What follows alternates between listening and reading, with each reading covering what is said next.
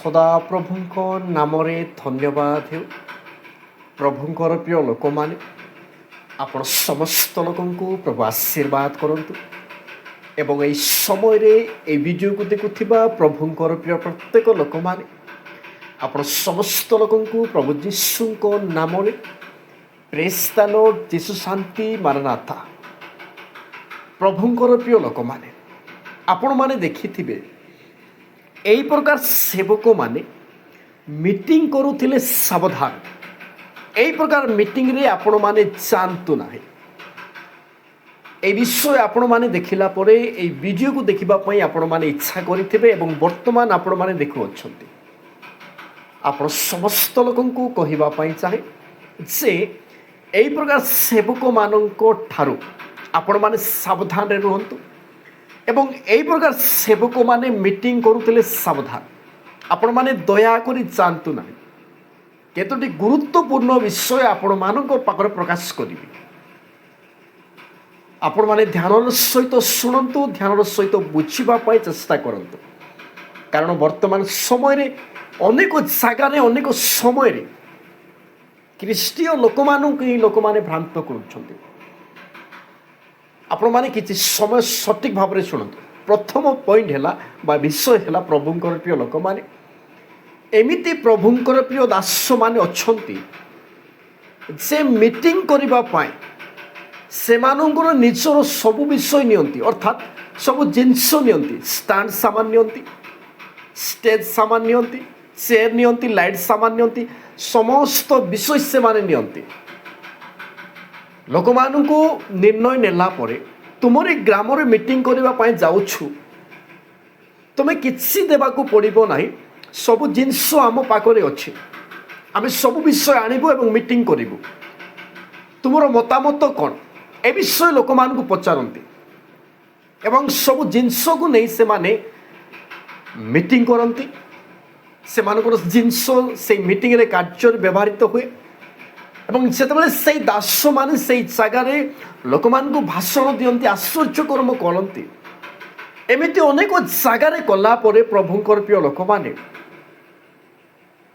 ସେମାନେ ନିଜକୁ ନିଜେ ଗର୍ବ ମନେ କରନ୍ତି ଏବଂ ନିଜର ମଣ୍ଡଳୀରେ କିମ୍ବା ନିଜର ଗୃହରେ ରୁହନ୍ତି ଏବଂ ମିଟିଂ କରି କରି ସେମାନେ ଯଦି ଫେମସ୍ ଯାଆନ୍ତି, ସେହି ପ୍ରକାର ସେବକମାନେ ଫେମସ୍ ହେଲା ପରେ ଲୋକମାନେ ତ ଜାଣି ସାରିଲେଣି, ମୁଁ କାହିଁକି ଆଉ ଲୋକମାନଙ୍କ ପାଖରେ ଯିବି ବା କାହିଁକି ମିଟିଂ କରିବି, এই ପ୍ରକାର ଭାବି ସେମାନେ ନିଜର ମଣ୍ଡଳୀରେ କିମ୍ବା ଗୃହରେ ରୁହନ୍ତି ଏବଂ ଯେତେବେଳେ ଲୋକମାନେ ଜାଣିବେ ଏ ଜଣେ ପ୍ରଭୁଙ୍କର ପ୍ରିୟ ଦାସ ଅମୁକ ମିଟିଂରେ ଆସିଥିଲେ, ଅନେକ ଆଶ୍ଚର୍ଯ୍ୟକର୍ମ କଲେ, ସେଇ ପ୍ରଭୁଙ୍କ ଦାସଙ୍କୁ ଟିକେ ମିଶିବା ପାଇଁ ଯିବା, ପ୍ରାର୍ଥନା କରେଇ ହେବା ପାଇଁ ଯିବା ବୋଲି ଲୋକମାନେ ଯଦି କହିବେ ଯିବେ, ତାହେଲେ ସେ ପ୍ରଭୁଙ୍କର ପ୍ରିୟ ଦାସକୁ ଦେଖିବା ନିମନ୍ତେ, ପ୍ରାର୍ଥନା କରିବା ନିମନ୍ତେ ଟିକେଟ୍ ପଡ଼ିବ, ପଇସା ଦେବାକୁ ପଡ଼ିବ। ଏହି ପ୍ରକାର ସେବକମାନଙ୍କ ଠାରୁ ଆପଣମାନେ ସାବଧାନ ରୁହନ୍ତୁ, ପ୍ରଭୁଙ୍କର ପ୍ରିୟ ଲୋକମାନେ। କାରଣ ଲୋକମାନଙ୍କ ଠାରୁ ଫେମସ୍ ହେଲା ପରେ, ଲୋକମାନଙ୍କ ପାଖରେ ଫେମସ୍ ହେଲା ପରେ ସେମାନେ ନିଜକୁ ଏହି ପ୍ରକାର ଭେଷ କରନ୍ତି। ସେମାନଙ୍କୁ ଦେଖିବା ପାଇଁ ଟିକେଟ୍ ଦରକାର, ପ୍ରାର୍ଥନା କରିବା ପାଇଁ ପଇସା ଦରକାର। ଆପଣମାନେ ଜାଗ୍ରତ ପ୍ରଭୁଙ୍କର ପ୍ରିୟ ଲୋକମାନେ। ଏବଂ ଆଉ ଗୋଟେ ବିଷୟ ମଧ୍ୟ କହିବା ପାଇଁ ଚାହେଁ, ଅନେକ ମିଟିଂରେ ମିରାକଲ କରନ୍ତି, ଆଶ୍ଚର୍ଯ୍ୟକର୍ମ କରନ୍ତି। ଲୋକମାନଙ୍କୁ କୁହନ୍ତି, ତୁମେମାନେ ମୋ ପାଖରେ ଆସ, ମୁଁ ପ୍ରାର୍ଥନା କରିବି, ତୁମେମାନେ ସୁସ୍ଥତା ପାଇବ। କିନ୍ତୁ ସେମାନେ ଯେଉଁ ଦାସ ଏହି ପ୍ରକାର କୁହେ, ସେମାନେ ଯଦି ଅସୁସ୍ଥତା ହେବେ ତାହେଲେ ସେମାନେ ନିଜେ ମେଡ଼ିକାଲକୁ ଯିବେ, କିନ୍ତୁ ଲୋକମାନଙ୍କୁ କହୁଛନ୍ତି ଆସ, କିନ୍ତୁ ସେମାନେ ଯଦି ଅସୁସ୍ଥତା ହେବେ ତାହେଲେ ସେମାନେ ମେଡ଼ିକାଲକୁ ଯିବେ। ଏବଂ ବର୍ତ୍ତମାନ ଚାଲିଛି ପ୍ରଭୁଙ୍କର ପ୍ରିୟ ଲୋକମାନେ, ଆପଣମାନଙ୍କୁ କହିବା ପାଇଁ ଚାହେଁ ଯେ ଆପଣମାନେ ଆଶ୍ଚର୍ଯ୍ୟ ପଛରେ ଚାଲନ୍ତୁ ନାହିଁ, ସୁସ୍ଥତା ପଛରେ ଆପଣମାନେ ଚାଲନ୍ତୁ ନାହିଁ, ମିରାକଲ ପଛରେ ଆପଣମାନେ ଚାଲନ୍ତୁ ନାହିଁ, ହିଲିଂ ବିଷୟରେ ଆପଣମାନେ ଫଲୋ କରନ୍ତୁ ନାହିଁ ବା ଚାଲନ୍ତୁ ନାହିଁ। ଅନେକ ପ୍ରଭୁଙ୍କର ପ୍ରିୟ ଦାସମାନେ ମିଟିଂ ସମୟରେ ଆପଣମାନେ ଦେଖିଥିବେ ଲୋକମାନଙ୍କୁ ତଳକୁ ଅଦ୍ରାନ୍ତି, ଅନେକ ଆଶ୍ଚର୍ଯ୍ୟକର୍ମ କରନ୍ତି। ସେହି ପ୍ରକାର ସେବକମାନଙ୍କ ଠାରୁ ଆପଣମାନେ ସାବଧାନ। ସେହି ପ୍ରକାର ମିଟିଂରେ ଆପଣମାନେ ଯାଆନ୍ତୁ ନାହିଁ। ଯେଉଁ ଜାଗାରେ ଲୋକମାନେ ତଳକୁ ଅଦ୍ରୁଛନ୍ତି, সেই প্রকার মিটিংরে আপন মানে দয়াকরি যাଆନ୍ତୁ ନାହିଁ। ତଳକୁ ଅଦ୍ରେଇବା କେବଳ ଶୈତାନର କାର୍ଯ୍ୟ, ପ୍ରଭୁ ଯୀଶୁଙ୍କର ନୁହେଁ। ଯଦି ଆପଣମାନେ ଆଦି ପୁସ୍ତକଠୁ ପ୍ରକାଶିତ ବାକ୍ୟ ପର୍ଯ୍ୟନ୍ତ ଯଦି ଦେଖିବେ, ତାହେଲେ ଲୋକମାନଙ୍କୁ ପ୍ରାର୍ଥନା କରି ତଳକୁ ଅଦ୍ରେଇ ନାହାନ୍ତି। ଏବଂ ବର୍ତ୍ତମାନ ଗୋଟେ ଚାଲିଛି ପ୍ରଭୁଙ୍କର ପ୍ରିୟ ଲୋକମାନେ ପରଭାଷା। ଲୋକମାନଙ୍କର ଭାବନା, ଲୋକମାନଙ୍କର ଚିନ୍ତାଧାରା ପରଭାଷା ବୋଲି କହିଲେ ରାବା ରାବା ଲାକା ରାକା ରାକା ରାକା ସାନ୍ଦାବା ରାବା ରାବା এই ବିଷୟ ଭାବୁଛନ୍ତି। କିନ୍ତୁ এই ଭାଷା ହେଉଛି ଶୈତାନର ଭାଷା। এই ପ୍ରକାର ପ୍ରଭୁଙ୍କର ପ୍ରିୟ ଦାସମାନେ ଯଦି ମିଟିଂରେ କହିକି ଲୋକମାନଙ୍କୁ ଓଦ୍ରାଉଛନ୍ତି, ତାହେଲେ ଆପଣମାନେ ଦୟାକରି ଯାଆନ୍ତୁ ନାହିଁ। ସେଇ ଭାଷା ହେଉଛି ଜିବ୍ରିଶ ଗ୍ଲୋସା ନୁହେଁ, ପୃଥିବୀର ଭାଷା ନୁହେଁ।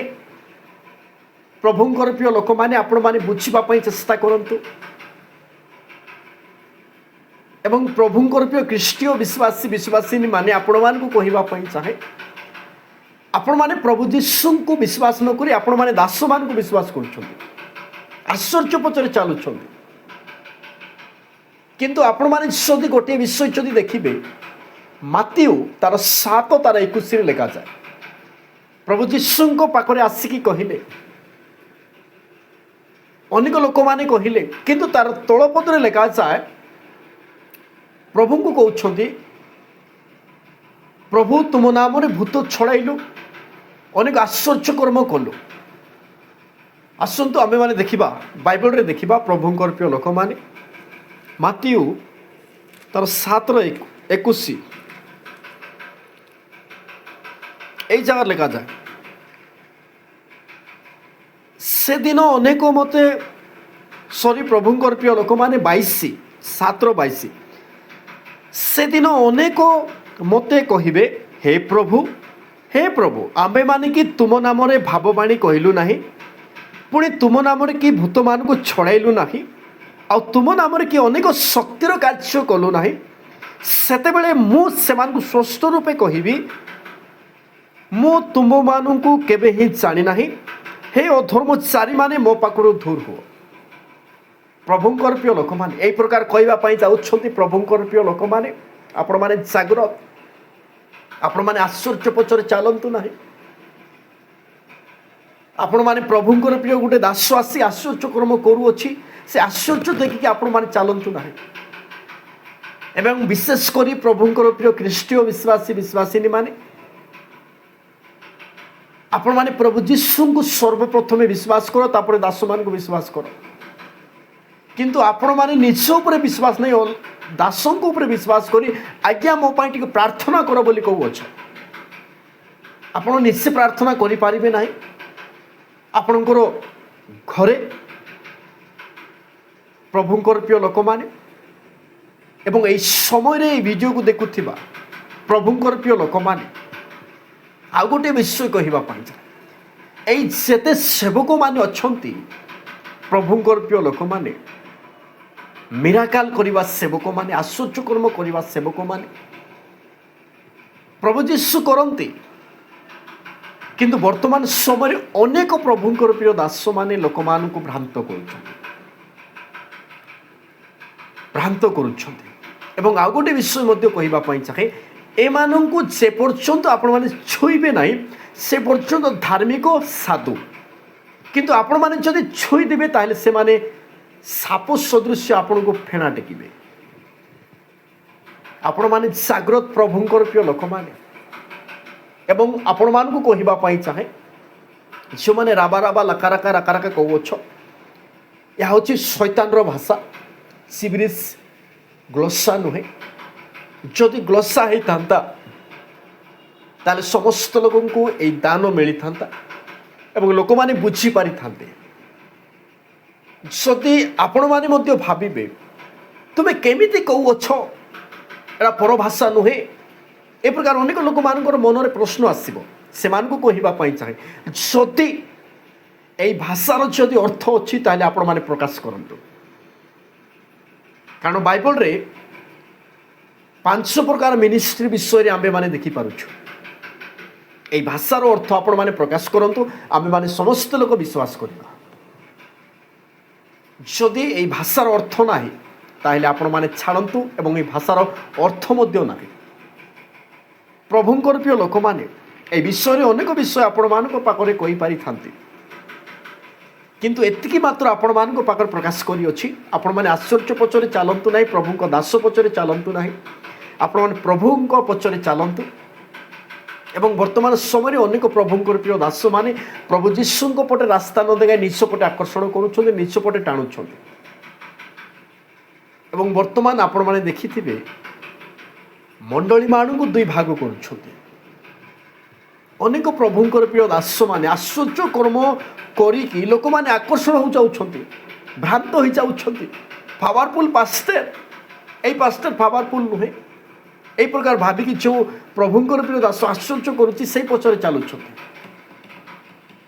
ଆପଣମାନେ ଜାଗ୍ରତ এবং এমিতি দাসମାନେ অଛନ୍ତି মণ্ডলীকে দুই ভাগ କରୁଛନ୍ତି ବର୍ତ୍ତମାନ।